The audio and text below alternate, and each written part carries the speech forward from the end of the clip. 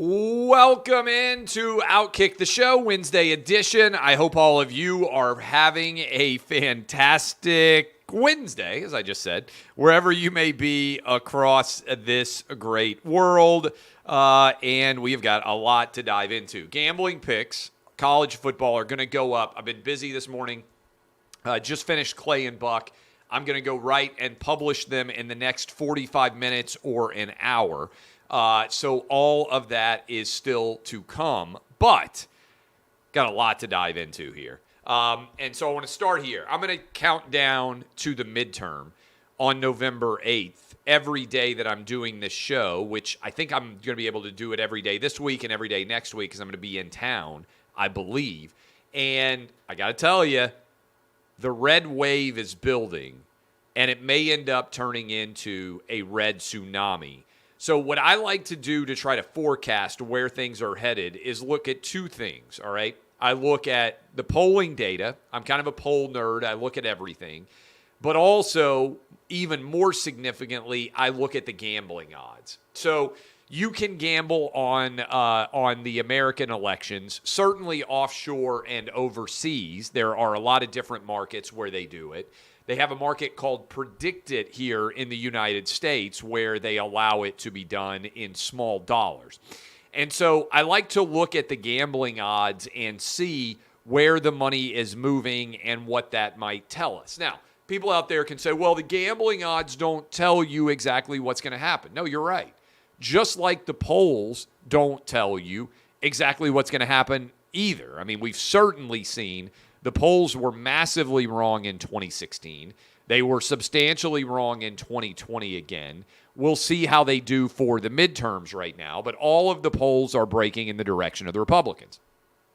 In the House, and let me just say this, everybody go vote, all right? Regardless of what your political beliefs are, if you are watching or listening to me right now, go vote, because ultimately voters make these choices. So when I'm giving you predictions, my predictions are predicated on people actually going out and voting. I'm going to vote. I tell you exactly who I end up voting for my entire life as a public figure. I tell you exactly what I decided to do, where I'm going to vote, how I'm going to vote, why. Not telling you what you should do, just telling you what I am doing. All right? There's not really any competitive races in the state of Tennessee, where I am, by the way.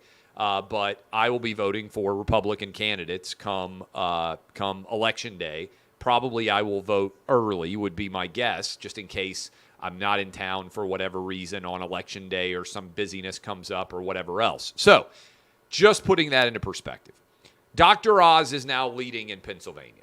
After being behind in the gambling markets for his entire campaign, Dr. Oz now has the lead for the first time in Pennsylvania. He is the favorite. John Fetterman is now the underdog. This is the first time that this has happened since this election was laid out. And if you look at the 90-day trajectory in this race, and I've tweeted this out, you can go check it if you're interested in it.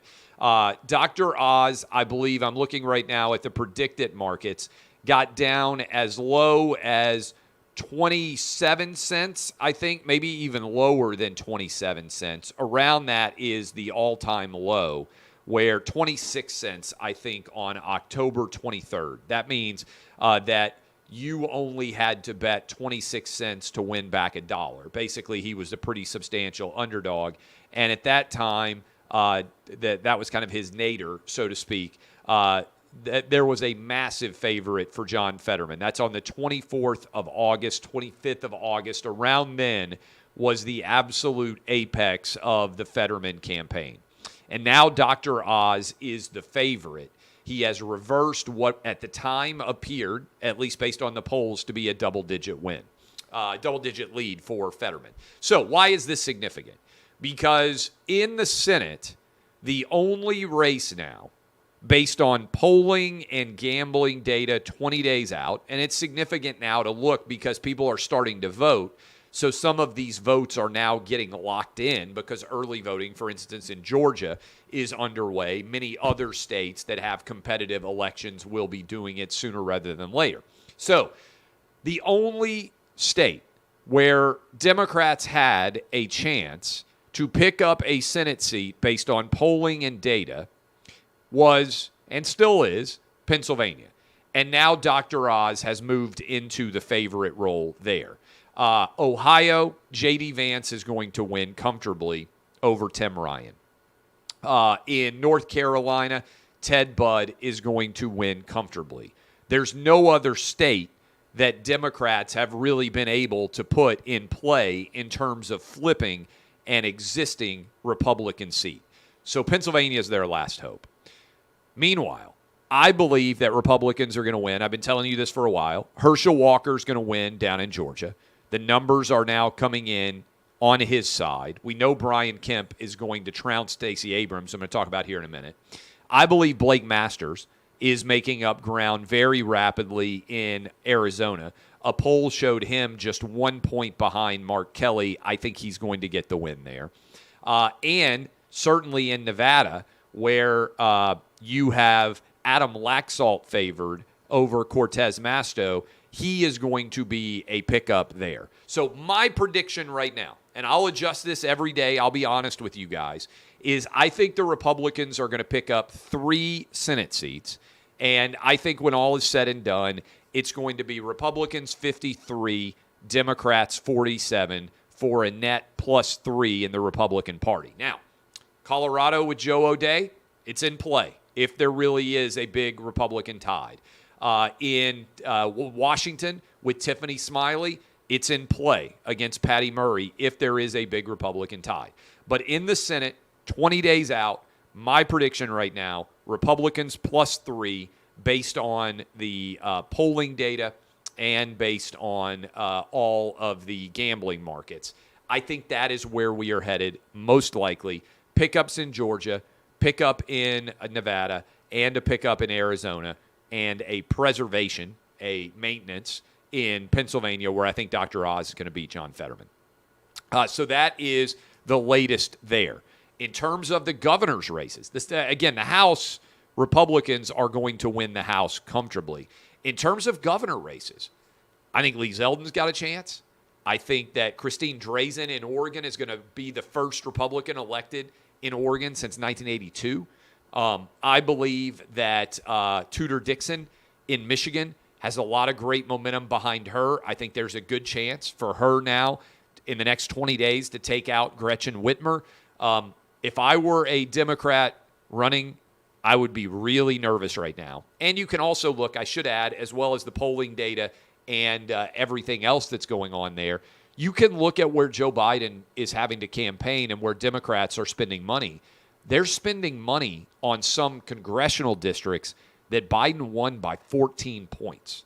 And if you're like, well, big deal, who cares? Remember, in Virginia last year, Glenn Youngkin swung Virginia 10 points, right? To go from a Biden +10 state to a Republican win. I think there are a lot of +10 Biden seats, whether it's states, whether it is congressional districts, where there's a lot of nervousness setting in. So that is my analysis of what's going on right there.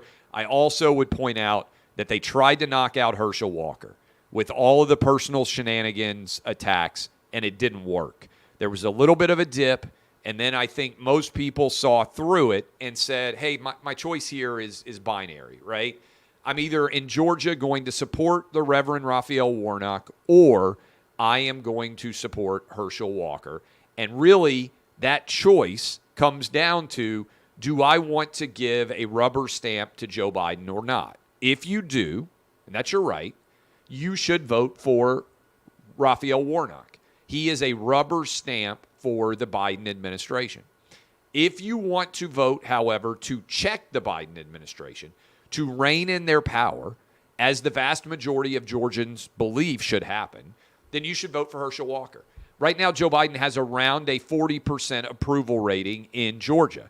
If you support Joe Biden, you should vote for Reverend Warnock. If you don't, if you're part of the 60% that does not support Joe Biden, Why would you want to give him a rubber stamp senator like Warnock who can spend trillions of dollars to bring out more support for Biden?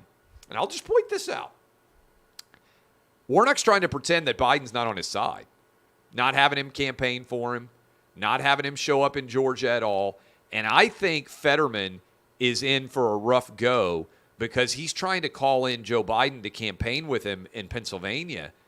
And I don't think that's going to respond very well to Pennsylvanians because it's just going to remind them, oh, right, if I vote for this guy Fetterman, then I'm supporting Joe Biden. I don't think that's going to play very well. I think this is a miscalculation. I think the Fetterman camp is desperate, and that's why their wife of Fetterman is demanding that all the media apologize for being too tough on her husband. This is a mess. And so I think Herschel's going to win. I think Oz is going to win. I think Laxalt's going to win. And I think Blake Masters is going to win, and we're going to end up +3. Okay, let's get into some more direct sports-related stories out there. Alabama fallout continues for the Alabama-Tennessee game. Alabama says that they are now investigating wide receiver Jermaine Burton, who, based on a video that one of our writers at Outkick posted, appears that wide receiver Jermaine Burton slapped a University of Tennessee fan as he was exiting the field. There is video up. The girl says that she was hit. And I think this is significant, right? Some people say, well, this shouldn't have been on the field. I understand that argument. Here's a better baseline rule for every man that is watching this right now. Don't hit girls. Really simple. My dad taught it to me. I teach it to my boys. If I found out that any of my boys ever hit a woman for any reason, they are, by the way, 14, 12, and 8, I would be furious with them and feel as if I had failed as a parent if that happened, right? I just would. Because I've managed through 43 years of life, to my knowledge, certainly as a grown man or as an adolescent man, maybe when I was 4 or 5, who knows, maybe we got into brawls all the time. No grown man, no adolescent man, no one who aspires to manhood at all should ever hit a woman. It's a really easy rule to put in place. It's something that every man should be told as a young boy, and it is a failure of society if you, for any reason, ever find yourself in a position where you hit a woman, period. I'm always disappointed when stories like these come out and there is a video or there's evidence that appears to suggest that somebody has hit a woman, it is indefensible, all right? Period. Doesn't matter what the consequences are, what the situation is, but certainly here, you're talking about a girl in a sundress or whatever skirt, whatever. I'm not great at describing women's clothing, but like a college-age girl, dressed like a college-age girl would be dressed to go to an SEC football game, getting hit by a football player. The girl was not a threat to him. She doesn't appear to have really done anything at all to him, and he just hit her. Now, this is a danger of storming the field, I understand, but a lot of guys out there, listen carefully to me. This is indefensible. So if you are getting into social media mentions and you are saying, well, she shouldn't have been on the field, she shouldn't have had her phone out recording, as she likely was, as every single person just about likely was as they went onto that field, you shouldn't ever be in a position, period, where you strike a woman. Certainly not when you are a fully grown man and a small girl is in your vicinity, whether it's at a football game, whether it's at a bar, whether it's at a frat house, whether it is in your life at any point in time. Okay? So, period. It's an easy rule. And if you are out there and you're a boy and no man in your life has ever told you this, listen to me. Don't do it. All right? Telling you the same thing that I tell my boys, telling you the same thing that my dad was told me. I don't understand how this ever happens. You just don't do it. Okay? And so if Jermaine Burton did this, as the video appears to suggest that he did, then Alabama should in some way, I believe, punish him. because of the message. And I'm sure Nick Saban was raised the same way that I was. And I bet just about every Alabama football coach was raised the same way that I was too. And I bet just about everybody in the Alabama athletic department as well. You don't hit girls, period. Now, if it's a guy gets in your face on the field, taunting you, yelling at you, I still don't think you should hit him because, again, words are not violence. Violence is violence. But it's a different discussion if it's a guy, and it just is. Can't hit a girl. And so any Alabama fan defending this, anybody in social media mentions defending this, I think you're a pathetic example of manhood, frankly, because you're resorting to a violent act against a woman who is no threat to you whatsoever. And that is something that should never be done, no matter what. So that's my story there. We'll see what ends up happening. But that video is up on Outkick. It certainly has been circulating widely on social media, and Alabama has issued a statement saying they are looking into it. Speaking of looking into it, the NFL continues to investigate Jim Irsay and Dan Snyder, the owner of the Washington Redskins, now renamed the Washington Commanders. And yesterday, Jim Irsay came out and said that he thought Dan Snyder, there was enough evidence basically, and I'm paraphrasing, that Dan Snyder should be forced to sell the team. And Dan Snyder has certainly, it appears, intimated that he would not go quietly and that he has evidence that he would bring to bear against anyone who would try to force him to sell the team. I will wait till the full evidence comes out before, making some sort of determination. But in general, I am not a fan of owners being forced to sell teams. I'm just not, based on non-criminal activity. Now, if it's determined that Dan Snyder engaged in some form of criminal activity, maybe my answer will change. I have not as yet seen any suggestion that Dan Snyder himself engaged in criminal activity. It's also hard, I think in general, to get really fired up about NFL ownership battles. When the punishment for Dan Snyder would be you have to sell your team and make billions of dollars in profit, it doesn't feel much like a punishment to me. Now, maybe I'm wrong. Maybe a lot of you out there are like, that'll really show him. He's going to make billions of dollars off his great business decision to buy the Washington Redskins 20 years ago. Maybe that's like a big punishment. I don't know. To me, it's like a valedictory moment. If you were smart enough to buy an NFL franchise over 20 years ago, you have made billions of dollars. Being forced to sell, again, I don't agree with it, but being forced to sell and then everyone know exactly how many billions of dollars your astute business acumen led you to make does not seem like a substantial punishment to me. Again, maybe there's a lot of people out there like, this will really show him. He only made $6 billion off the team, and now we all know it. I think it's weird. Jim Irsay, owner of the Colts, we'll see what ends up happening in this battle. In general, my belief is, hey, let's see what the evidence is. Then we'll come out with an opinion. But this battle is, I think, intriguing. Tua is back. I'll talk about this tomorrow a little bit more as we start to move into the NFL weekend. But we just had Senator Marco Rubio on from Florida, monster Dolphins fan. The Dolphins have lost 3 games in a row as Tua's health has become one of the biggest stories, certainly anywhere in the NFL. And I like the Dolphins with Tua back. It's amazing how quickly the storyline has changed from this whole universe of, hey, everybody out there, it's important for you to know that Tua is a bust. He doesn't deserve money. To now a lot of people being like, well, boy, the Dolphins really need to get Tua back out on that field because, man, he's a really good quarterback. It's just interesting to me how quickly that narrative changed. Another NFL story that is out there. They are now talking about extending Roger Goodell's commissionership again. Roger Goodell is going to end up a billionaire before this whole thing is over from being the commissioner of the NFL. And the NFL owners voted 31-1 to go and try to re-sign Roger Goodell to a longer-term commissionership. Only vote against it, Jerry Jones. And I got to say, I kind of appreciate, and he evidently got into it with Robert Kraft, according to reporting in the league, in the meeting.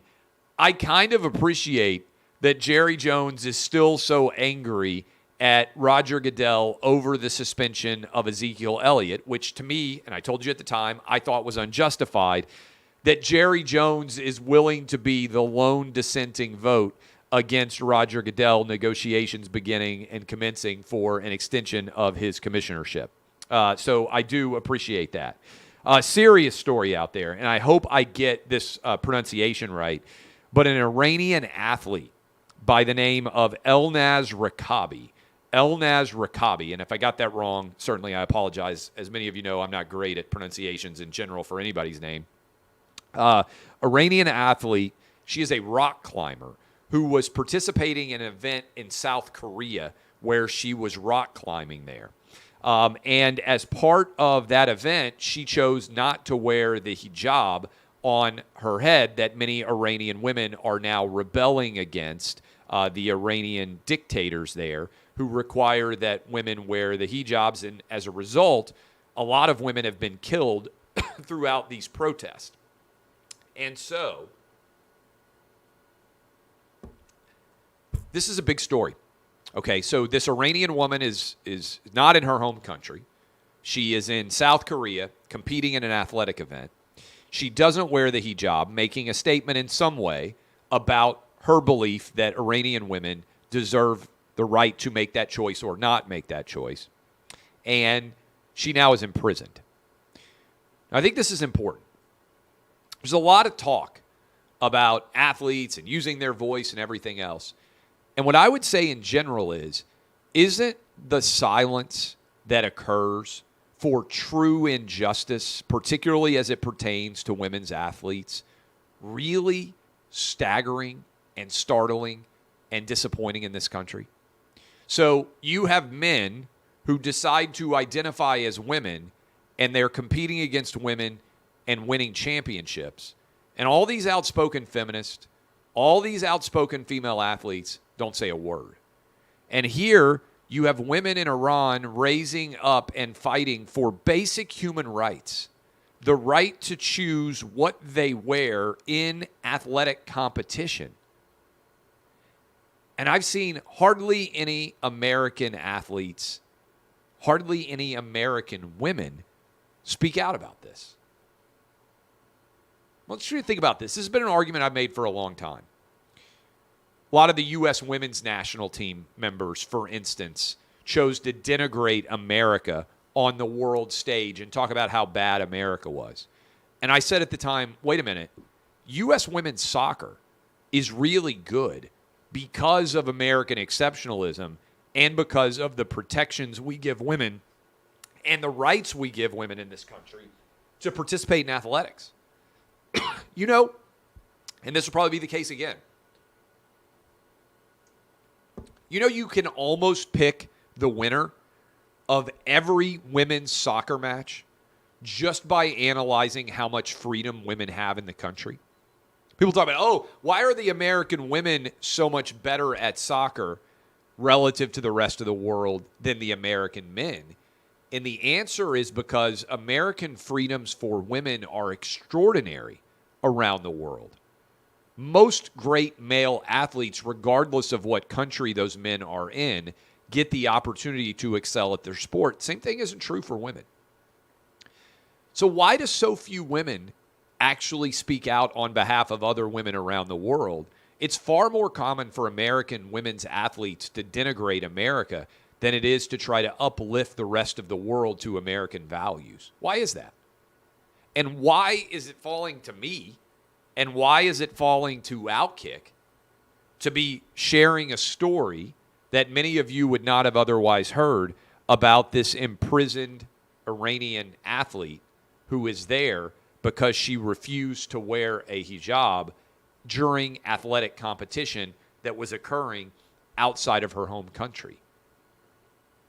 Why aren't more athletes in America and around the world who have the fortitude and good fortune, I should say, to be free, why are they not speaking out?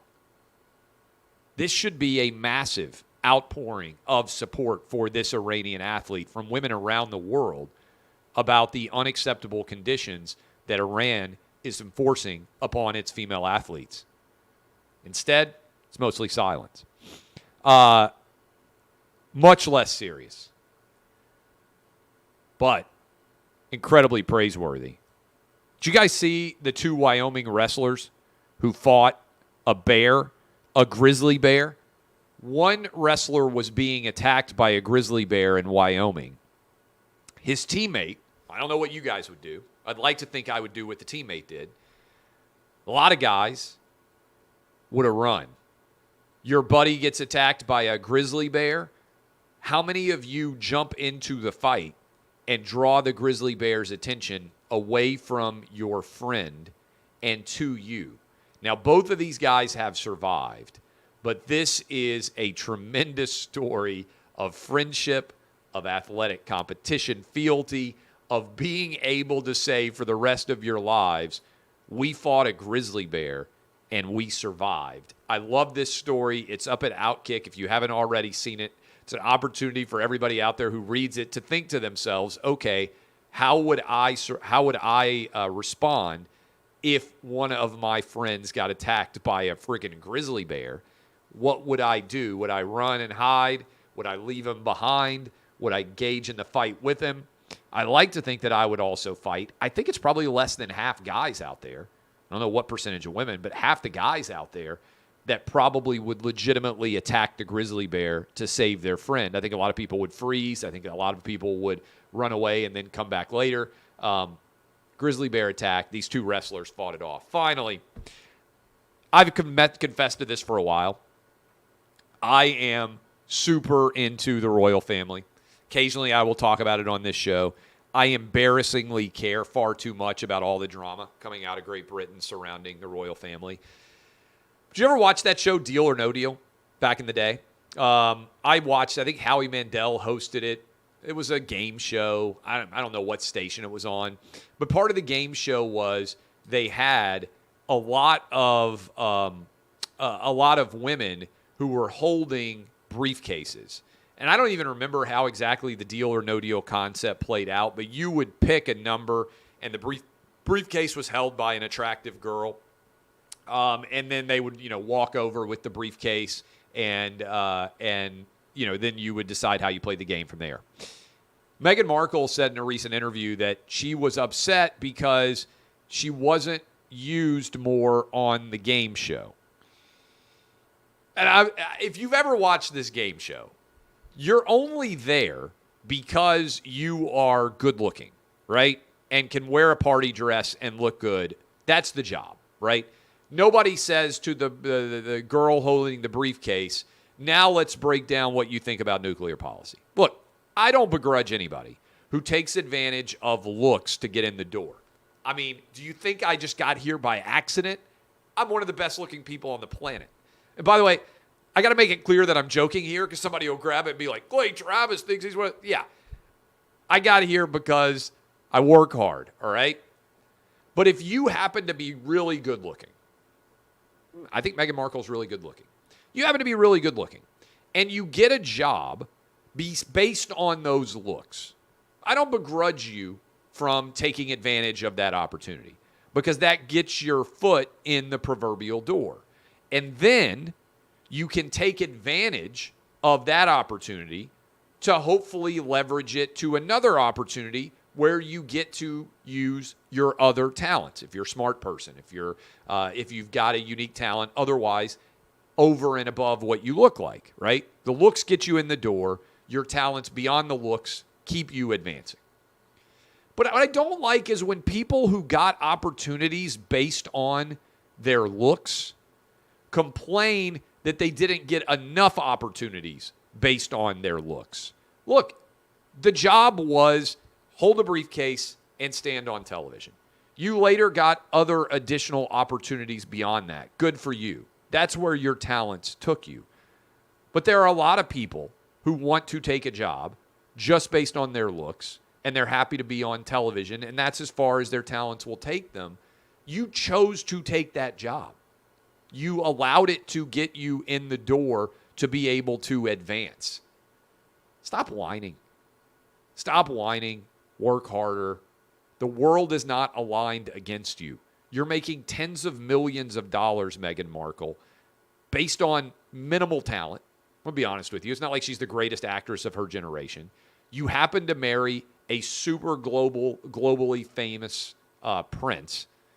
And now as a result, you guys are making tens of millions of dollars and living in a massive mansion in California. It's hard for people to feel sorry for you. In the same way that I said earlier, like the NFL ownership drama, when your losing proposition, if you're Dan Snyder, is you get to make billions of dollars by selling a team, that's not a very big loss. And it's hard for people out there when the stakes in their life are, hey, can I afford groceries this week? Can I afford to put gas in my car? Man, I hope I don't get a flat tire because I don't have enough savings to be able to handle something going wrong with my car. When those are the stakes that most people in America are dealing with on a day-to-day basis, complaining because you weren't taken seriously enough on a game show when you dressed up in a cocktail dress and held a briefcase and probably got paid decently for doing that, it's not going to register very well with the American public. Just a tip. I got a lot of them. I'm Clay Travis, DBAP unless you need to SBAP. I'll give you updates. Again, we're going to count down every day to go. I also want to let you know House of the Dragon season finale, I believe, is scheduled for this Sunday unless it's gotten moved for some reason and I haven't seen it. I will do an immediate live reaction show to that on Sunday. I will be here Thursday and Friday as well doing Outkick the Show. And then we're doing a really cool event with Big Noon Kickoff this weekend. I'm going to be at Luke Bryan's house, and we are helping to raise money for congenital heart disease in pediatric children, which is a huge killer of young children soon after they are born and a huge challenge for so many parents out there. We are going to be doing an event for that as part of Big Noon Kickoff. Next weekend, I'm going to be back up in Knoxville, at least right now is the plan for the biggest game in the South of that weekend, which is Kentucky-Tennessee. Looks like the weekend after we'll be on the road in Athens for Tennessee, Georgia. And then the week after that, it looks like, at least right now, based on how the schedule is breaking down, that we will be on the road for Alabama at Ole Miss in the Grove, which I cannot wait for. Love all of you. DBAP unless you need to SBAP. I'm Clay Travis. This has been